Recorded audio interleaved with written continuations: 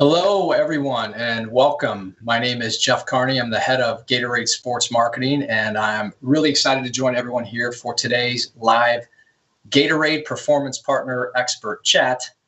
And we are thrilled to have you all as some of our first members of the Gatorade Performance Partner community, and to be able to provide you with the resources and opportunities like today's chat to help your team succeed. Throughout today's chat, we will be taking questions from those of you tuning in live. So please drop your questions into the comment section and we'll add them to the queue. So without further ado, let's get started with today's expert.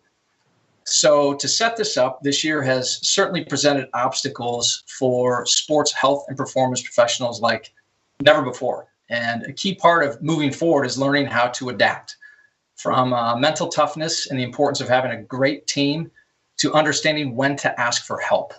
With that in mind, I'm pleased to be joined today by Ben Saunders. He is a man with many titles. I'm talking to him the other day, many titles. Polar explorer, record-breaking long-distance skier, motivational speaker, instructor, professional athlete, and a few others. Ben will be sharing some of his advice on how to manage change, adversity, and self-motivating, how what Ben does can correlate to what we do and all of you do. We've all felt overwhelmed, or that as soon as one challenge is overcome, there are miles and miles of new obstacles waiting for us, especially this year. So speaking of covering miles and miles, nobody does it better than this man. Let's welcome Ben Saunders. Ben, how are you? Jeff. I'm very well, thank you. Very well. So just to talk about overcoming adversity, Gatorade's global headquarters are in Chicago. Tell us where you're joining us from today and how everyone's doing. Is everyone safe and healthy in your world? Yeah, we're well. I am in the UK, so it's quite late here. It's just gone 11 p.m. But I kind of figured this is actually way easier than like red-eye flight to the US, which I did many times last year. So yeah, I'm in the southwest of the UK, quite rural place. The county's called Gloucestershire. So I escaped London last year, which was a really good move in hindsight. So I was in London for about 20 years, and now my wife and I are in the middle of nowhere, little house on a hill next to the woods. Well, I'm sure the climate is very similar to Chicago. We're very mild right now, which is a good thing, but it's a little crisp outside, something you're familiar with. And for everyone joining us, you are going to help us highlight the right ways to keep sight of your goals, manage change, approach adversity. So to begin, let's start with an introduction and ground things a bit. Well, many of today's participants may be familiar with you and what you've done, read about you, or seen your TED Talks. Can you please tell us a little bit more about yourself? And pretty wide aperture here, your professions and what drew you to doing what you do? Yeah, gosh, good question. I've had like 20 years to think of a good job title now, and I still haven't come up with a succinct version. I normally tell people that I lead polar expeditions, and then to which they respond, well, who do you lead? And well, actually, some of them are on my own. So that's what I do. I've spent 20 years. I've done 12 major expeditions, either in the high Arctic, so North Pole or Greenland, or in Antarctica. So I've covered cumulatively about 4,500 miles on foot, on skis, normally wearing a harness, dragging a sled in the coldest places on the planet. So I guess I'm a kind of snow and ice and sort of ultra endurance specialist. And where did that start? Again, you talked about you got out of London at just the right time. Did you grow up in the countryside? What was your passion for the cold? How did you turn on to polar expedition? Yeah, it's a good question. I'm not quite sure where the screw came loose, really. Most of my childhood was in the southwest UK, so again, quite rural. I have a younger brother. We were lucky.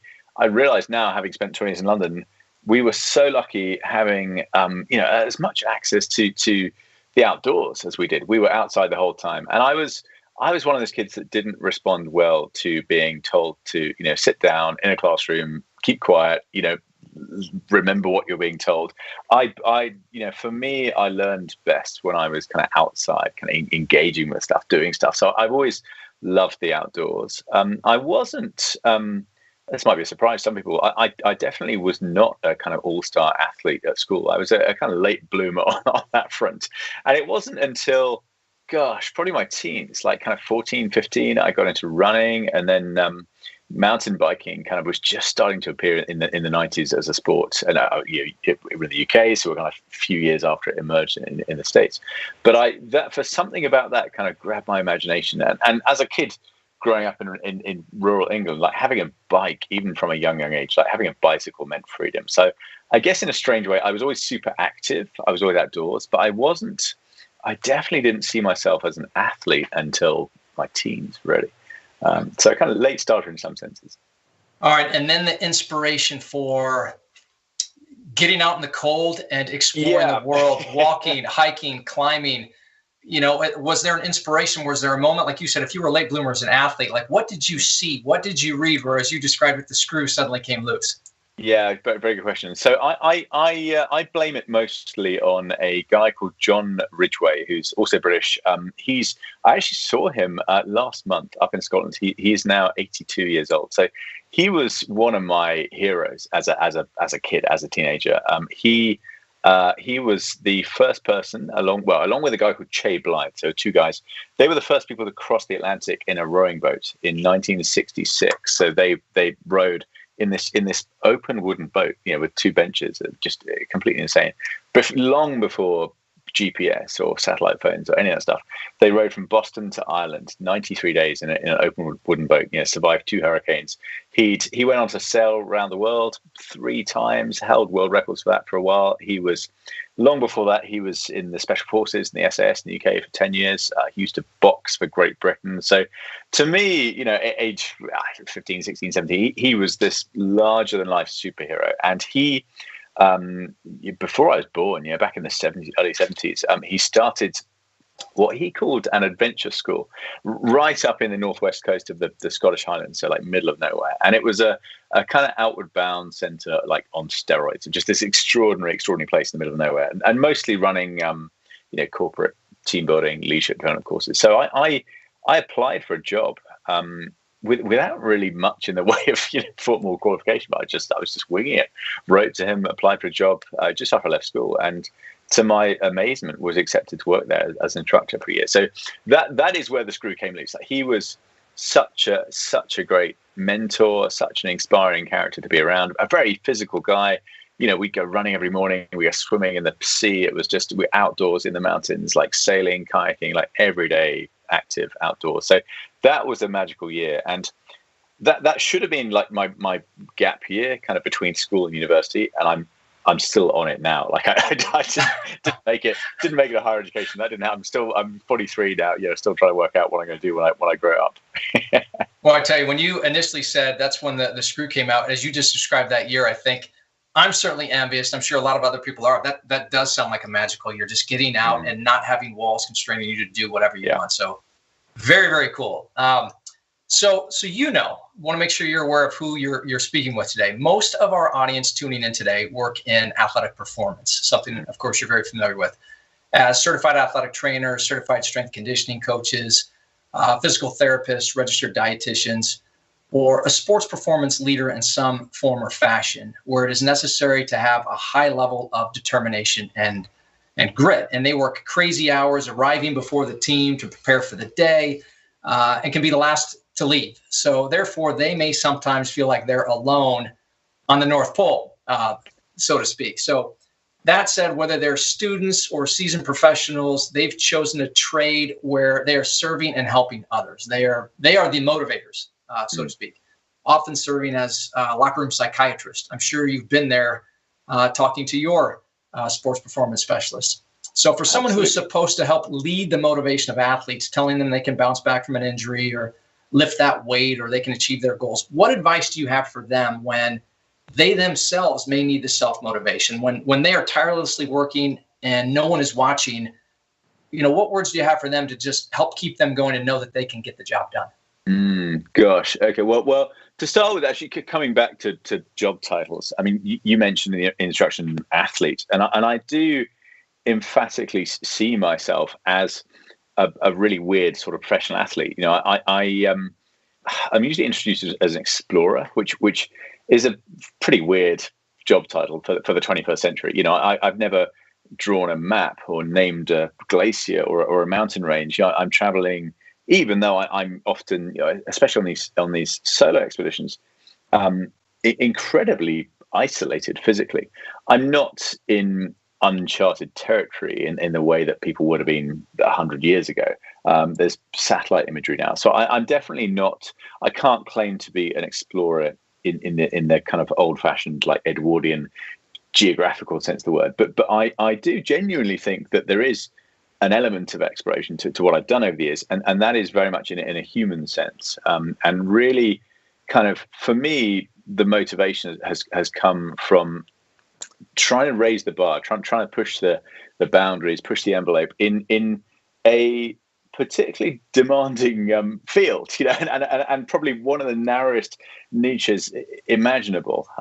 It's a pretty weird thing to be drawn towards. But yeah, to me, these journeys seemed like pretty much the ultimate tests of endurance. In Antarctica 2013, 2014, my teammate and I, there were two of us on that trip, we covered 1,800 miles, 1,801 statute miles under our own human motive power. So 69 marathons back to back in the coldest place on Earth. And we were dragging, wearing harnesses, dragging sledges that were 440 pounds each at the start. So nearly 70 marathons back to back, dragging the equivalent of two fairly big guys in a bathtub, each. So in a place that averages, negative 35, 40 degrees. So these are kind of off the scale challenges when it comes to endurance. Not just physiologically, but kind of mentally, emotionally as well. They're incredibly tough challenges, and for me, that's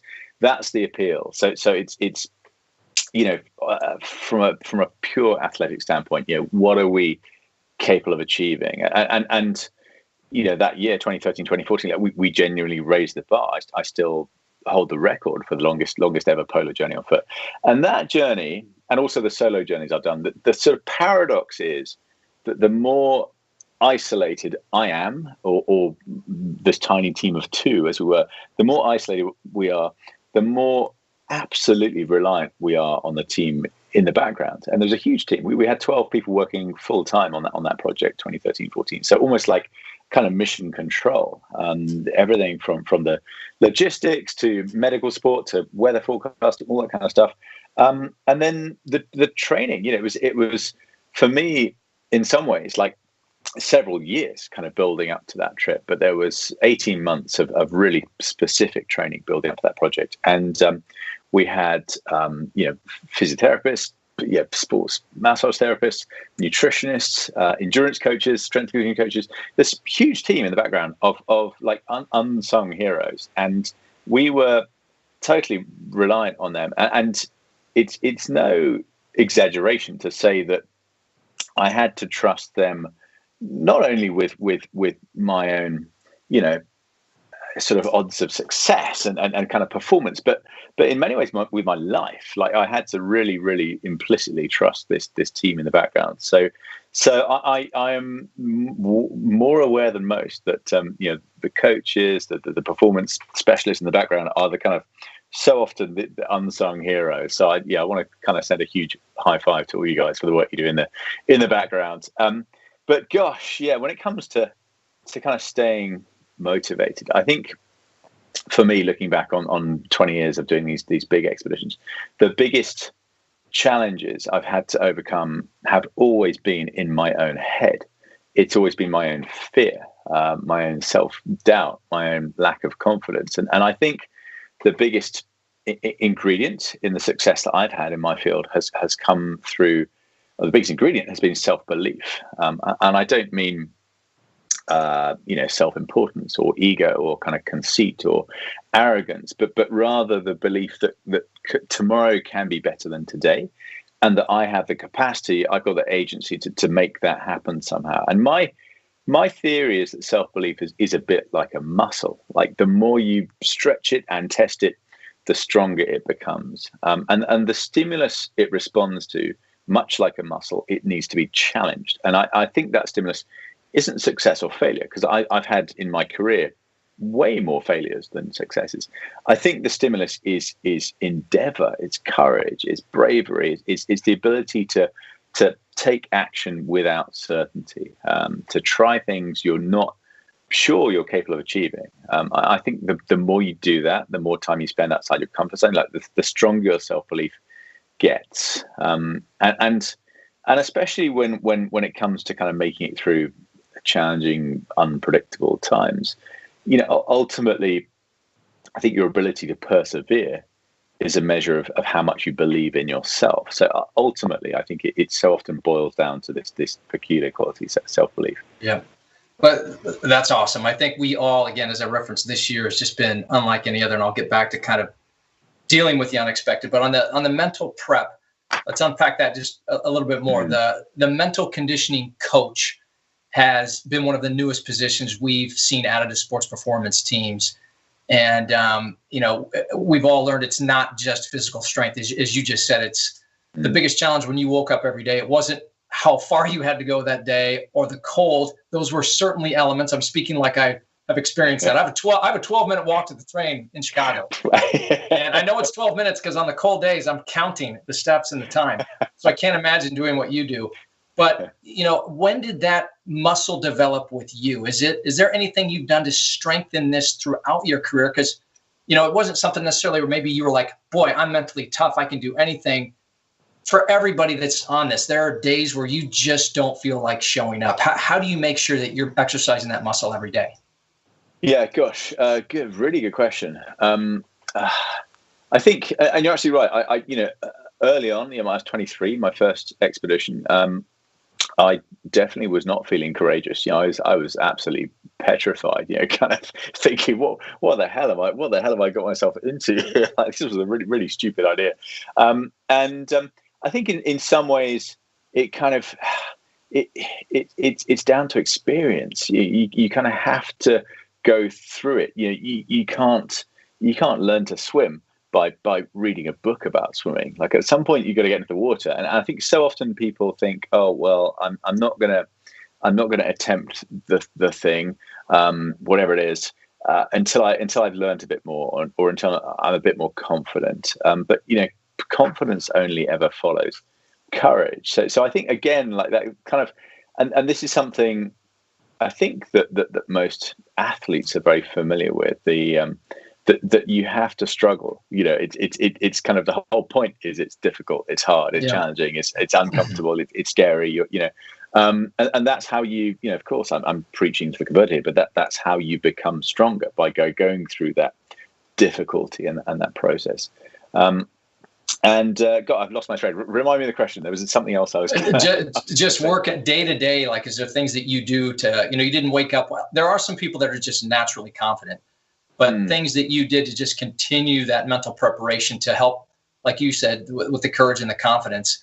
Or as legendary NCAA basketball coach in the U.S., Bobby Knight, once said, everybody wants to win championships, but nobody wants to practice. Building that muscle and building that practice, just some of the things that you have done to do that, to be mentally strong. Absolutely. Gosh, yeah. So again, so much of it came down to the team, the support team. And I was lucky enough to have I had a fantastic, not only kind of coaches in the physical sense, but a coach in the sort of broader scheme of things, because I was also trying to raise all the money. I was trying to organize. It was like training for the Olympics and like project managing and funding the building of the stadium at the same time. So I had all this stuff going on. Like I was the CEO of this weird business, but I was also the product. I was the thing that we were shipping, for our sponsors and partners. So it was a really stressful time, kind of building up each of these expeditions. It's extraordinarily stressful, kind of building up them.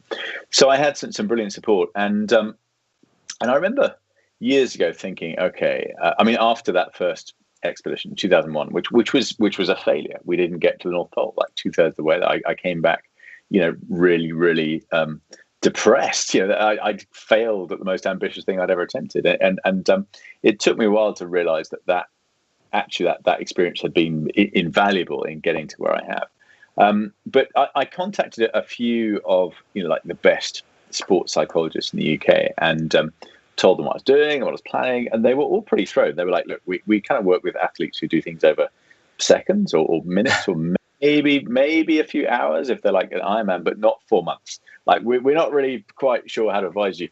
And I ended up finding a couple of people that helped enormously, and this is particularly kind of building up to this huge 1,800-mile trip that started in 2013. And one of my concerns on that trip was that there were two of us on the ice. Me, my teammate's called Taka. He's was an old friend of mine, still is a very good friend of mine, and that's one of my proudest achievements, that we didn't fall out on that trip, because it was such a high pressure, operating environment. And we were, locked down in the UK with my wife in a house has been a piece of cake compared to that. The two of us in a tent, sleeping like that far away from each other for 3.5 months, like living in a space it would be illegal to keep prisoners in. So we were good friends at the start. We had a lot of trust and faith in each other's abilities and experience and resumes and all those things. So we were a super strong team, but we'd also seen small teams just fall apart under that kind of pressure. So we wanted to try to do everything we could to perform to the best of our abilities as a team, and as a team where we were totally reliant on each other. And the strategy was, and this was, I'm kind of condensing about 6 months worth of work with a really good psychologist, but the strategy was, and actually I can draw an analogy where it came to our gear, our clothing, our kit. If something had like a really minor flaw, if the tent had a little tear in the fabric, or a seam in a jacket was coming unstitched, or something was, a zipper was broken, if you ignored it, or thought, it'll be all right, or I'll fix it next week, or when I can be bothered, or it'll last until the end of the trip, it'll be fine. Invariably, under that sort of pressure, both the intensity, the severity of the environment we're operating in, and also the self-imposed pressure of this particularly ambitious goal, if we ignored it, things would unravel and fall apart really quickly. And the same applied to our relationship, our dynamic as a team. So the deal was, if something wasn't working, if there was some sort of friction point or something the other person was doing or not doing that was impeding our performance somehow, the deal was we would stop, table it, talk about it, try and fix it straight away. And so often I think people assume that what I do is about toughness and hardness and gritting your teeth and kind of pushing through pain and discomfort and adversity. And yes, these aren't easy camping trips, but actually one of the biggest lessons for me is that bravery doesn't just mean being able to kind of keep going when things are tough. Bravery also means knowing when to ask for help. And that was vital. Being able to be genuinely honest with each other and open and frank, and not only in terms of kind of giving difficult feedback, but also in asking for help if we were struggling. And that was crucial. Amazing. You had me at sleeping this far away from another person in the tent for three months. Sharing a pee bottle for 108 nights. Well, we're getting some great questions from the group that are attending here with us. But I have one more before we transition over, and it's tied to details and how important they are. Because rumor has it that, you referenced pulling 400 pounds, 200 plus kilos, two large men in a bathtub, as you referenced it, that you'll even go through and remove the labels off of a shirt. You'll check the style of zipper, things that, because every ounce counts. So details, obviously certainly important, but also related to details. I think any of our performance team members tuned in today will agree that preparation and attention to details is key, but we know that unforeseen events will happen. A player gets injured, somebody doesn't show up, the coach throws something at you. How, are there anything that this group can practice in advance to better handle the unexpected? Gosh, well, yeah, you're absolutely right. I'm a huge geek, and again, there are some really interesting kind of sporting analogies here when it comes to the preparation, and particularly for us, the nutrition that we were dragging, 108 days worth of food, 6,000 calories a day, the clothing, it's all so sort of hyper specialized, and I became obsessed by saving weight and improving performance. So I think people sometimes assume that this is completely old school, and we're kind of like dragging these like wooden sleighs around. And the sledges themselves, custom made by a guy in Norway who used to work in Formula One, carbon Kevlar. The runners are something called Delrin, like this ultra low friction polymer. The runners of our sledges were matched to our individuals, the width of our ski tracks. So so many. Yeah, you're absolutely right. We'd cut the labels out of clothes. We'd cut the metal tabs off of zippers and replace them with this cord. We replaced all of the guy lines, the cords on our tent with like a marginally thinner cord to save a few grams. All of our food was freeze dried. We were totally obsessed. I cut the handle off my toothbrush. We got pretty obsessed on that front. But also we were trying to accomplish we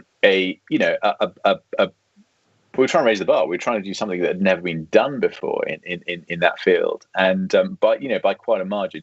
And we were operating in an environment where all of the crucial factors were totally outside our control. So when it comes back to like how kind of what can you do to manage? How can you stay motivated, stay focused, stay on track when things feel out of control? Which clearly this year for almost everyone they have. It's just been unprecedented, extraordinary year for anyone in any walk of life. The big lesson for me from all of these expeditions is that ultimately they are, and this sounds really unsexy, but they're really an exercise in efficiency. It's an equation. It's time. I'm no good at math, but time, calories, distance, basically, and that's it. And you're trying to be as efficient as possible. And I had to learn very quickly that if I was kind of expending energy physically, mentally, emotionally on things that I couldn't change, that was a waste of time. Like that was holding me back. And that takes a lot of self-control, a lot of awareness, because for me on these expeditions, it could be the weather, the wind, the temperatures, the visibility, the snow and ice conditions, the friction of the surface, and these things can be frightening. The weather, a storm in Antarctica is terrifying if you're lying in a tent and that's your only shelter. It can be infuriating, zero visibility, kind of blizzard, whiteout conditions.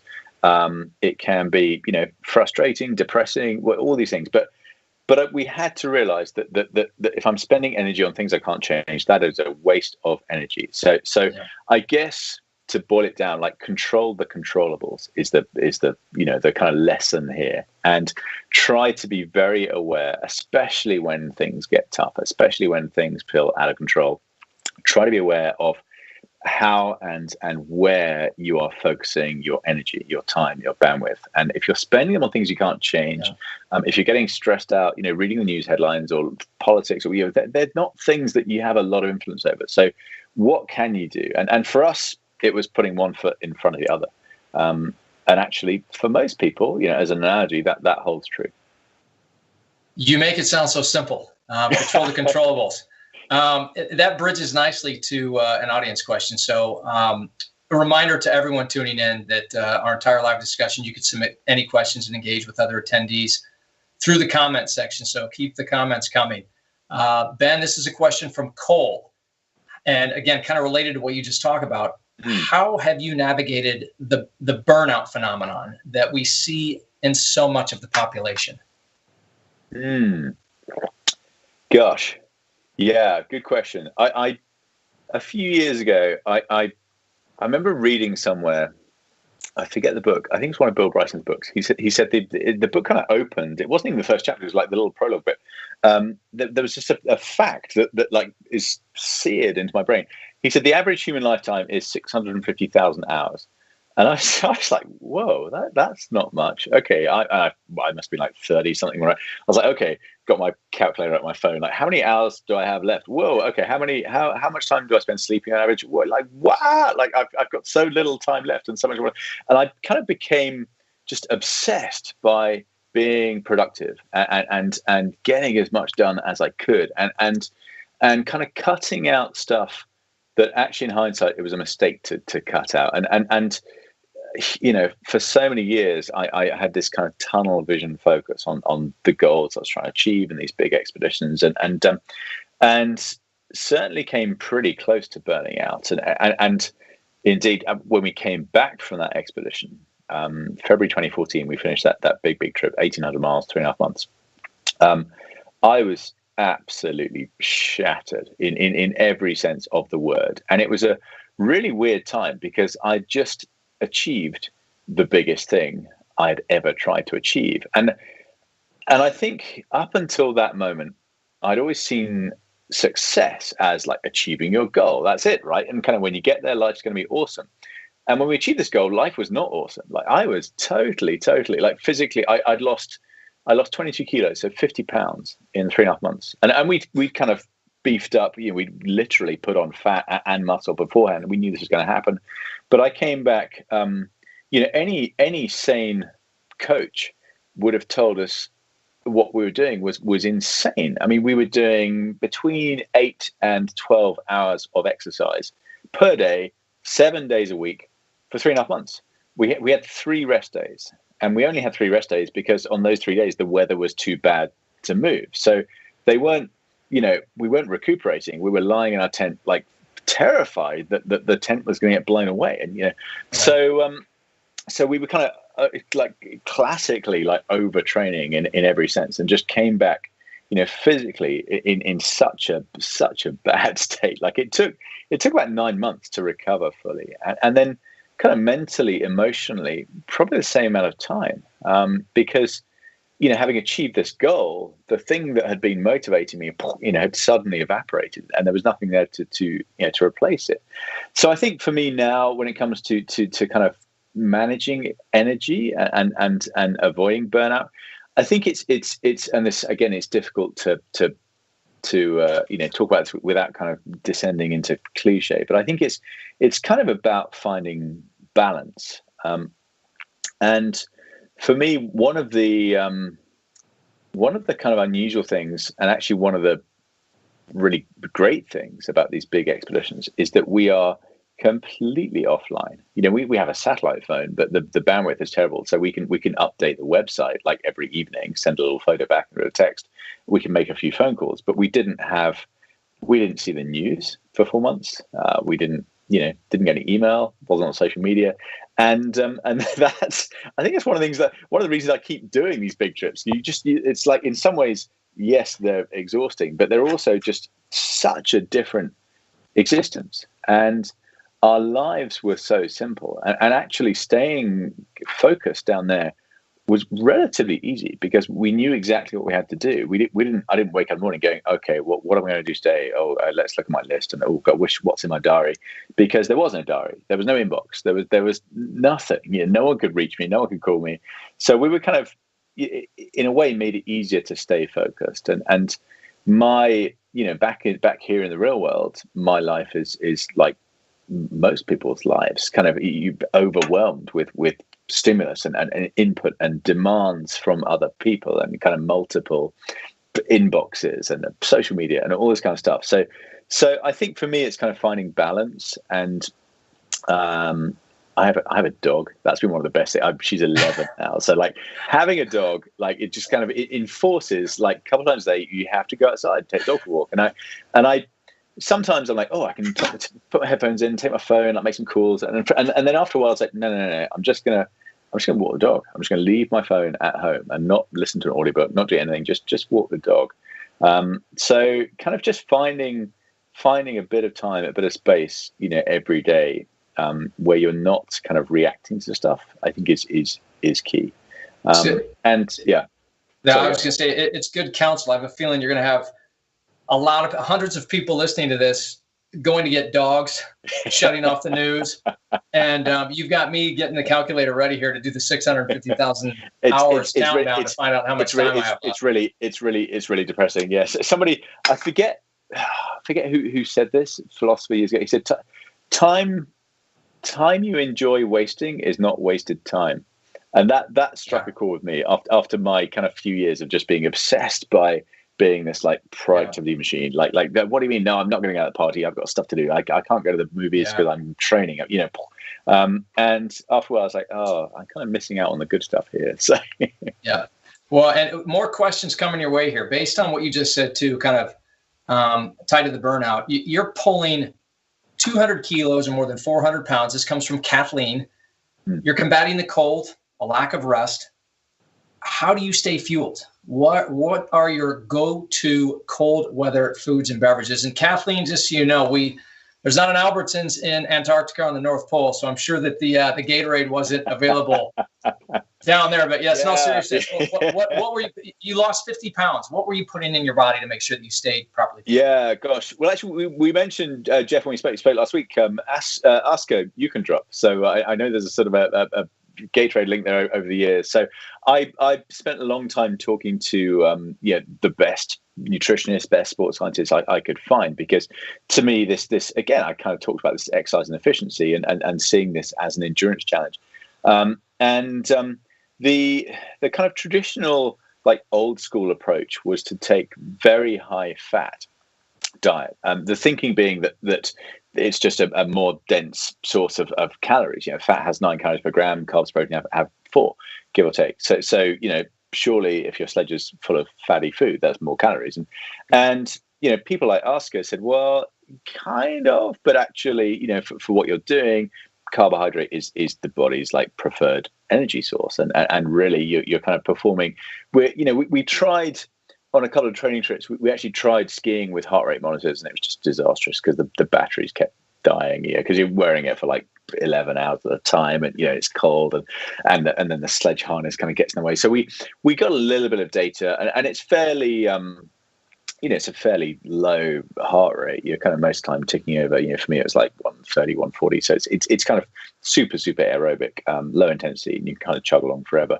But we were pretty high carb. So we took on that trip, 2013, 14, I think it's about 700 grams of carbohydrate per day in the diet. And so breakfast is all the food's freeze dried. You do not want to be pulling any water, because you can get water from snow. So we have a stove, and we're dragging lots of fuel for the stove. So you can melt snow in the porch of the tent every morning, every evening. And we did a lot of that because we got through, on long days, about 5 liters of water each. I don't know what it was in pints or gallons, but hopefully most people are bilingual. Sure, yeah. Yeah.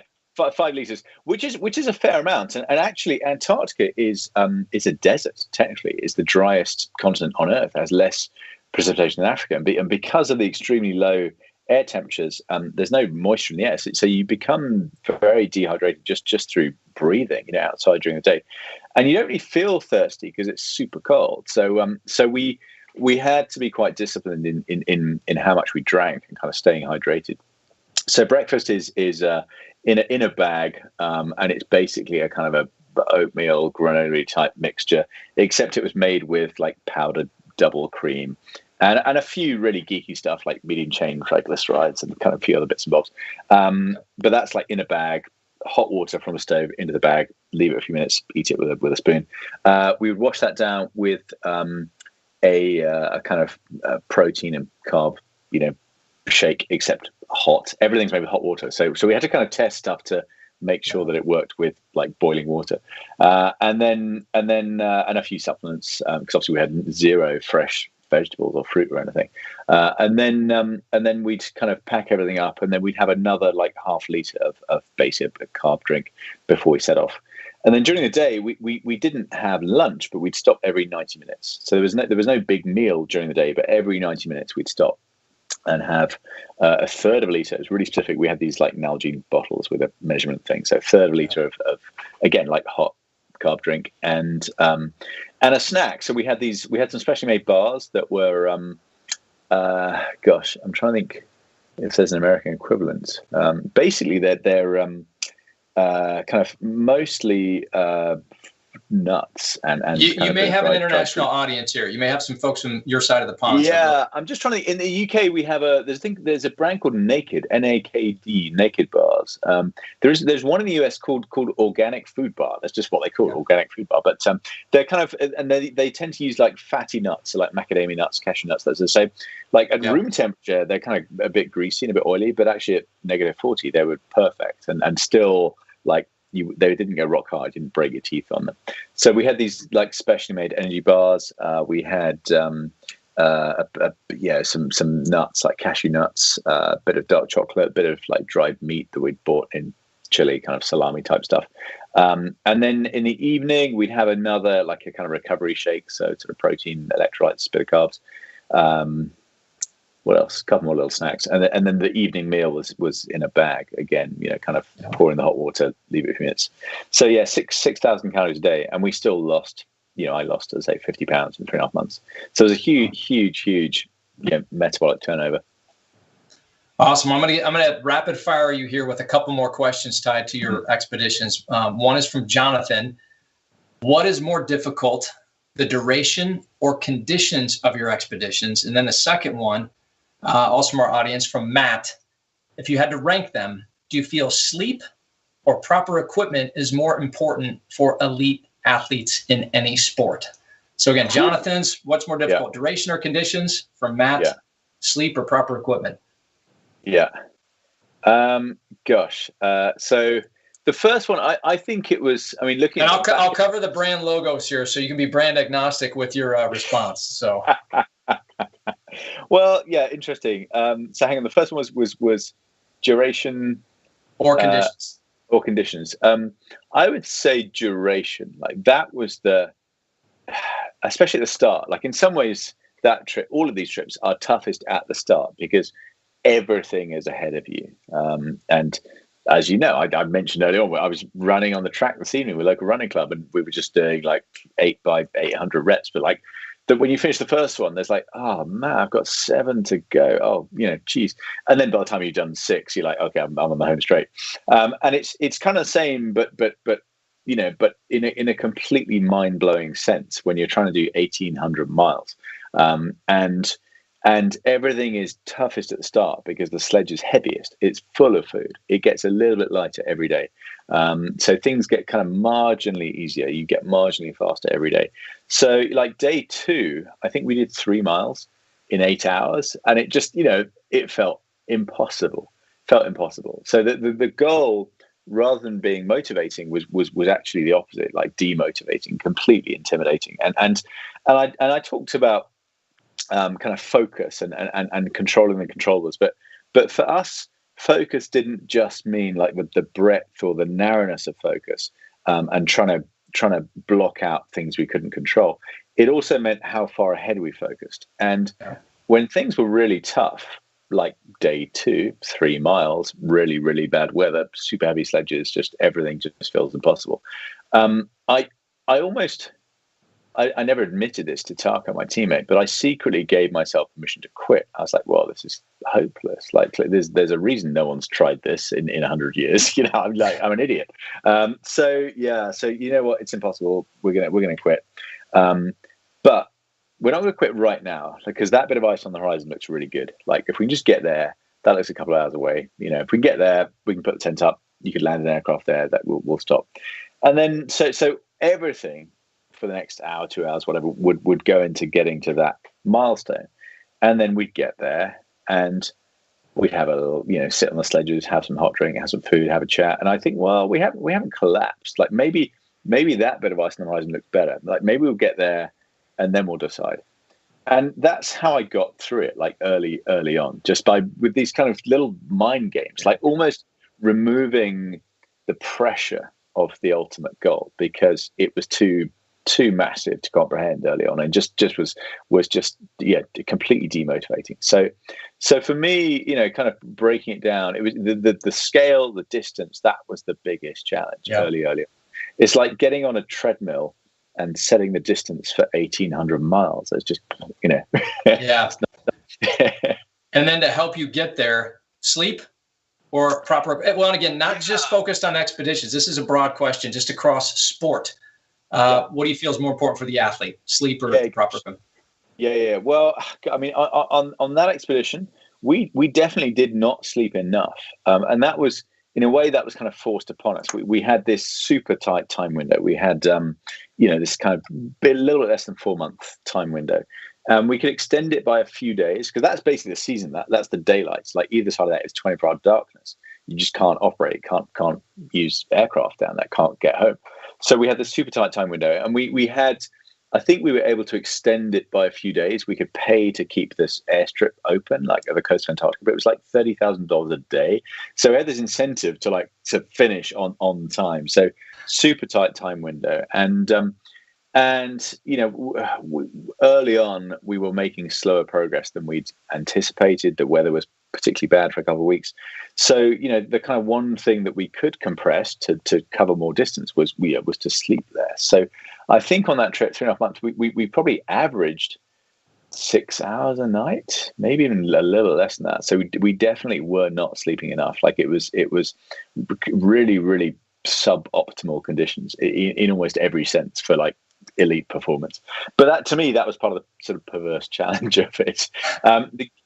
Clearly for us, gear was vital. We're in a place where, if you're outside in a pair of Speedos, you would be dead in a few minutes. So we were like astronauts. We were totally reliant on our gear. So that was vital. I think kind of back in the real world, I'm a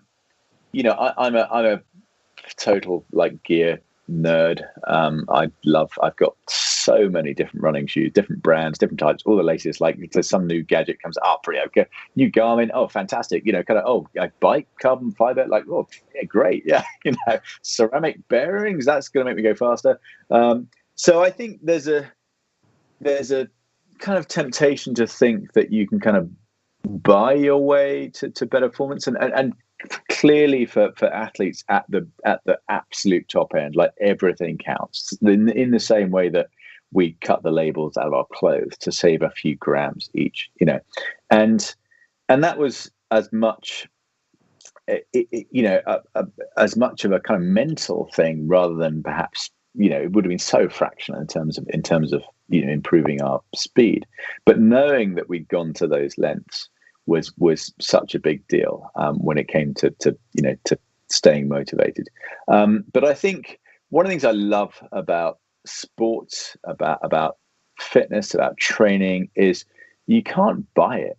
Like you have to work. Doesn't matter how rich you are. Like you've got to put in the hours and put in the hard yards, and you can't cheat that. So I think I would say the basics. So sleep, quality of training, recovery, just lifestyle, diet, are way more important than gear. And I love reading about, Britain. I'm training for a marathon next year, which kind of feels like a really like tiny challenge compared to the like 70 marathons back to back dragging a sledge.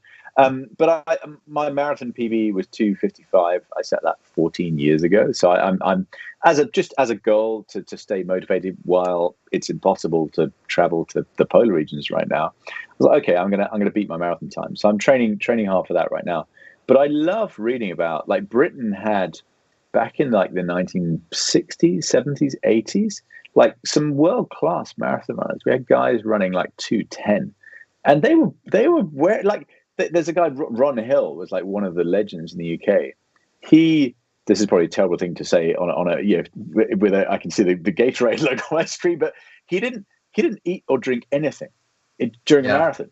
And he was talking, I heard him speak years ago. We spoke alongside each other at the same event, and he was talking about, I forget if it was the Olympics or I think what the event was. It was some super top end thing. And there was I think a Japanese runner who was ahead of him. And he said at one point he ran through one of the drink stations and he saw a paper cup on the ground. So the Japanese guy had a drink, and he was like, I knew he'd cracked. I knew I'd got him. So I kind of love reading about these like old school athletes who are performing actually at an extraordinary level in gear that, the shoes he was wearing then in the 60s, 70s, like I wouldn't run 2 miles in those. Like what ludicrous. So I think gear, for most athletes is kind of overrated, and the basics like sleep, nutrition, lifestyle, training hard, right coaching, that like they're the kind of foundation. Like the gear is the sort of marginal gain at the very top. Well, if this were an 1,800-mile journey, we're at about mile 1,750. So winding it down here, we do have a couple more questions. This is probably going to be the last one. I'll try to squeeze it in here. Johnny asked a question about goals. You've talked a lot, Ben, about motivation. If you had to pick 3 things, short and sweet, that are most important that you need to keep in mind as you set new goals, what would they be? Oh, wow. Okay, 3 things. Firstly, they've got to be super specific. So for me, marathon, as an example, my PB is 2 hours 55:18. So my goal next year is to run faster than that. If I'm 2:55:19, I've failed. 2:55:17, I've succeeded. So I think goals need to be really specific. If my goal was just to become a better runner, I kind of say, well, I've done that already. I'm doing pretty well right now. I'm training with this club. So I think goals need to be really specific, but that also makes them kind of scarier in a way. It means the likelihood of failing is far higher, but they've got to be specific. Secondly, I think they've a little bit intimidating. It's a bit scary. Like if you're confident, if you know how you can do it, you're probably not aiming high enough. Like I think they've got to be genuinely. Gosh, third thing. I'm picking a goal. I would say possibly the most important thing. And I talked about this kind of feeling, actually expecting to feel elation when I achieved this massive goal in Antarctica in 2014, and actually kind of feeling a bit low afterwards. I think for me, I see goals now as kind of waypoints and not as destinations. So try to bear that in mind. Try to remember that, for me, I define success now as continuing to strive well. I no longer see success as achieving a goal. I still have a ton of goals. I'm still wildly ambitious. There's still a load of stuff I want to do. But I've come to realize that the satisfaction comes from the struggle, comes from the striving, comes from continuing to evolve. So don't see your goals as destinations. Well, and I'm going to squeeze one more question in. I know we got about 5 minutes here. You do a lot of stuff in isolation or in a very small group. You said you have mission control and a team. But have you leaned on anyone when self-doubt creeps in? Have you leaned on anyone, an individual, a group, a community, any specifics that this audience can tap into? Like, how do you make sure that there's somebody there that has their hand on your back to help you along the way? Oh gosh, yeah. I mentioned having a coach in the kind of broader sense of the word. A guy called Jerry Colonna, Colonna. I feel super lucky to have started. I started working with him, probably 15 years ago, a long time ago, and he is one of the wisest people I've ever met. So I think having someone like that, someone, I guess it doesn't have to be someone older, but I think for me, having someone who's got a bit of wisdom, got a bit of hard-won experience, like having someone that you respect, and that you are willing to be honest and open and frank with, and willing to talk about what you're finding difficult right now. I think that's super important. So yeah, Jerry was a key character in the best part of my adult life, really. So I think that's key. And then I think also kind of finding your community. And clearly I'm talking to a community now, but finding, I do such a weird thing for a living that in many ways is obviously, it's kind of literally solitary when I'm on solo expeditions, but even kind of the rest of the time, like, trying to raise funding, sponsorship for polar expeditions. It's a pretty weird thing to do for a living. So trying to find, kind of peers, people that are in the same, facing the same sorts of challenges, I think is really key. Finding your tribe. So yeah, vital. Well, unfortunately, we're at the hour here, but a couple things I want to make sure we hit here at the end. First, thank you, Ben, so much for joining us here today and sharing your incredible insights. The discussion has been fantastic. We've learned so much about how to manage change, adversity, how to self-motivate, how to just take things one step at a time, control the controllables, as you said, how to survive a bit longer in the cold, which I can definitely take away. And most importantly, I think, is just the power of the mind, being mentally tough and having the ability to act with certainty. So thank you for that. Any final takeaways that you want to leave with our audience? Yeah, I mean, I will say, I'm sure there were loads more questions, and I'm sorry for my long rambling answers. I feel like we were just getting started. No, so I am. You can find me on social media. I'm Polar Ben on Twitter and Instagram, probably two I use most. So if you have a question that I haven't answered, feel free to ping me. It's just come up midnight here, so I'm going to bed now. So I'll answer them tomorrow or later this week. So yeah, do find me on social media. And I think, gosh, as a kind of final parting thought, I had for years. We had this small office in London, like borrowed office, small team, trying to get this huge project off the ground. And I had my desk was in the corner of the room. Framed above my desk was a page from one of my school reports. I was, I think, 13 years old. There was a line out. It said, "Ben lacks sufficient impetus to achieve anything worthwhile." Now, in some ways, I've probably taken that out of context. I think it was my French teacher talking about my it doesn't sound like that impacted you at all. Yeah. There's a bit of, if I'm told something's impossible, I'm like, okay, like watch this. But I think, for me, the biggest lesson from my career is that no one else is the authority on your potential. With enough self-belief, enough resilience, the right people around you, the right team, the right tools, pretty much anything is possible. And I think, the word impossible is normally just someone else's opinion. Like, very rarely is it the fact. So yeah, that's a parting thought. I love it. That's amazing. So thank you again. And before we wrap things up, thank you as well for everyone who took the time out of their busy schedules to join us for today's live chat. We also encourage everyone to follow Gatorade Performance Partner on Facebook, Twitter, and LinkedIn so you can hear the latest about new tools and resources and don't miss out on any future chats like this one. So we hope you all enjoyed it. Gatorade Performance Partner, and look forward to seeing you all back here in the future. So we hope everyone has a great holiday season. Thank you all again, and stay warm, Ben, especially you. Real pleasure. Thank you, Jeff. Thanks.